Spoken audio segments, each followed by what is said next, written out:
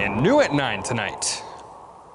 Studies have shown that whenever believers are sexually assaulted, they go through a lot of baggage and carrying loss of purity or innocence or a ton of blame, and they're really afraid that those feelings are going to be put on them.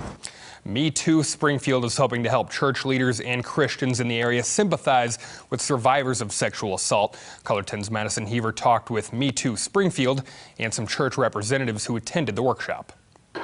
Too Springfield hosted a workshop to help church leaders and Christians learn to better support sexual assault survivors. Knowing that survivors in my community feel safe within the church is really important to me, and it's also something that we hear a lot that it's not happening. President of Too Springfield, Jordan Harris, says many survivors are afraid to tell their stories out of fear of the church's reaction. While Christians are supposed to be the ones that are showing the most love and the most trust and the least amount of judgment, a lot of times survivors are afraid to bring their experiences forward because they don't want to feel shame about what happened. But she says it's not about politics. Sexual assault doesn't care if you're a Republican or a Democrat, and so we don't either.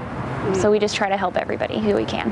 Whitney Escabel, a representative of the Venues, a church here in Springfield, said she's glad she came to the workshop. It's been really helpful for us to learn how to better advocate for people that come to our church, how to hear their stories and how to support and walk with them in their journeys. Whitney says church leaders need to remember that they aren't professionals in responding to people's sexual assault stories. And I think that admitting that we don't have the training, we're not therapists, we don't know exactly what to do, but to walk with those people and to get them the right resources and to say, we believe you, we hear you, and we support you is the best that we can do with the training that we have. She says she wants people to know that they should be able to feel safe bringing their stories forward to their church. Madison Heaver, Ozarks First.